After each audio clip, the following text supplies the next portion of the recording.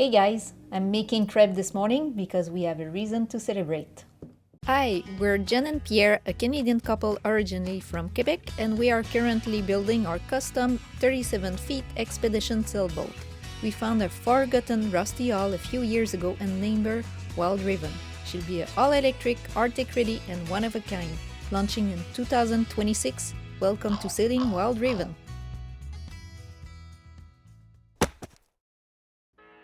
In this episode, we will share our Expedition Sailboat requirement list.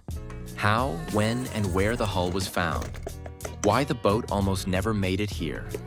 And you will have a boat tour. You may wonder why we're celebrating this morning. Well, because it's our first episode solely on sailing Wild Raven. Woo-hoo! The type of sailboat we were looking at, they barely come up for sale, and those ones that came up for sale were always too expensive. We've been looking for a sailboat for so many years. Something special, something that represents us. Ready for cold, that has to be retractable, the keel retractable so we can beach it. We want something that is green or as green as possible so you can recycle something between 35 and 40 feet. So it took many, many years to find something. So I found this rusty hull on Kijiji. Kijiji is like a cred list. Other than not being aluminum, it was pretty much checking all our boxes. Since it was a boat project, it would be easy to make all the modification we wanted. The ad was just a couple of days old. I was so excited. I had goosebumps. Pierre was still at work, so I sent him a text message with the link. He called me within minutes. We've been looking for this kind of sailboat project for years, but never saw one for sale, ever. So we went on a road trip, and a month after seeing our future sailboat for the first time, we hit the road just before midnight. We drove for about 7 hours to Valmorin, had breakfast, picked up a truck rental because many parts were coming with the boat. Then the transportation company showed up, and the driver doesn't want to take the boat. So we're kind of stuck. That's when things got a bit complicated. The transportation needed to be done on that day. There was snow and sub-zero temperatures forecasted for the very next day and the rest of the week, and the now ex-boat owner had sold his place. He couldn't keep the boat any longer. The situation was far from being perfect. The region is mountainous with some narrow roads and steep hills. The private driveway was no different. The boat was not positioned well as the stern would be facing the truck's cab. This should have been the other way around. However, and despite all the hassle, challenges, and headaches this caused our poor driver, he agreed to help with the project. There were a few complications along the way, but the boat finally made it to its new home before snowfall. Well, I'm full. Oh, Mosi. Me too, I'm full.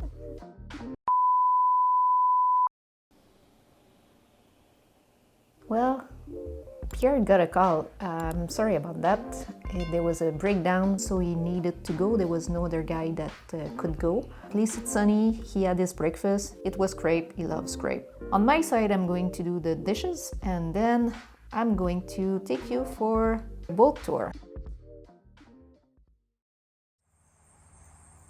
The boat arrived in the backyard in the late fall of 2021, and we didn't have the shelter at that time to cover it, so we did very little work on it.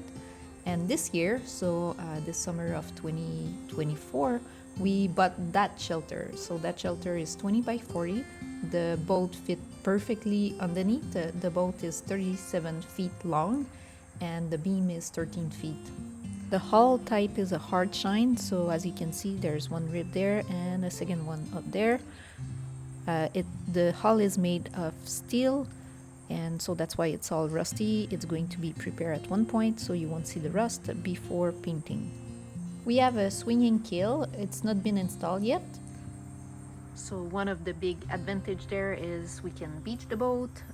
We can go in very low or shallow places, and we can be stuck also in ice.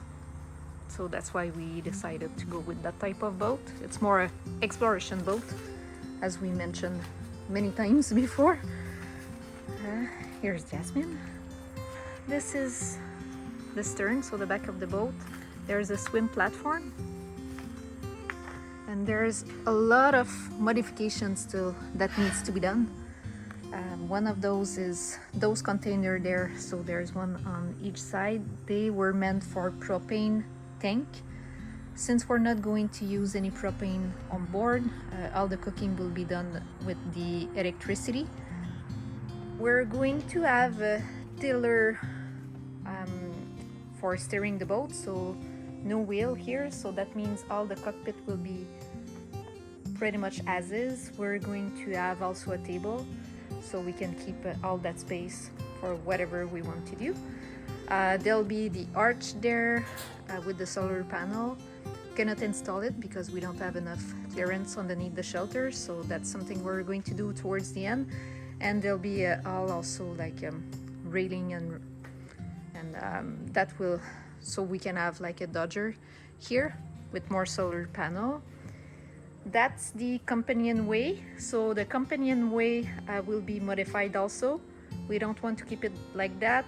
It's going to be some kind of hatch or panel that's going to be quite long, but just a single one, and that one we will be able to open it and then slide it, but that's going to be just that one opening with that one angle.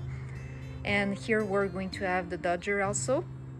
That's going to go pretty much from one side to the other one, and it's going to keep going just a little bit here, so we can have places on each side to be protected from any water or bad weather. So I'm going to go inside and show you what it looks like, and then I'll finish up with the front of the boat on the outside.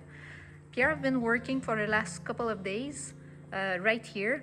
So he removed some ballast. There was lead there, so we cut everything. That was quite difficult because everything was in epoxy.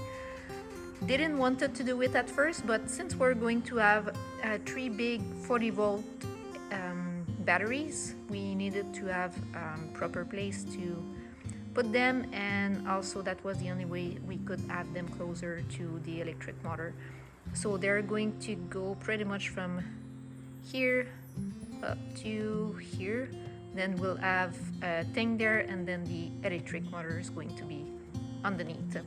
That's the kill pit, and I can show you later on from the front. We can see inside of it. This is going to be the kitchen, so that's a starboard side or the right side of the boat, and it's going to be a long kitchen, not like a U shape or something like that. There'll be the stove with the induction cooktop, the sink with some kind of a nook.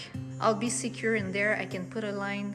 I will be able to put a line behind me and then just like turn around to either face stove and the cooktop, or the sink, or on this side would be a working area. So pretty deep working area.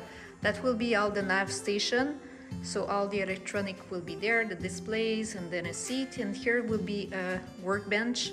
Underneath the workbench we'll be able to put tools. There will be a lot of storage, and that bench also would be a good 6 feet long and will serve or double as a stormbird. Or I've been thinking also to be able to actually extend it to make it a double place. So that would be like when we have people coming up, or again if we have like a very bad weather, it's rough sleeping in the front, then we can always have a secure place for passages or storm.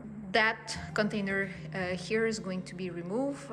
That's where the propane was supposed to go. That's going to be more storage there, and also there'll be big hatches there, so round one will be able to pass things through those windows, and then it's going to also give us more airflow.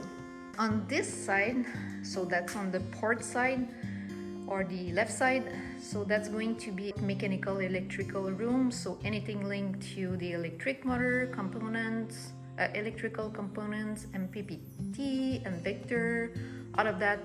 Water maker is going to go there, and there'll be also more storage. And here is going to be the head, so bathroom, the toilet and the shower, everything will be there. The shower will double also as a wet locker.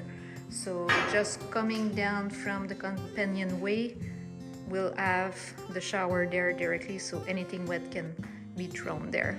A nook over there will have a fireplace, a wood stove, and a L-shaped sitting area with the table. The table will be foldable, so to make it either small or larger if we have company. There's the lead, so the ballast. All of that will be covered. The lid is just over there.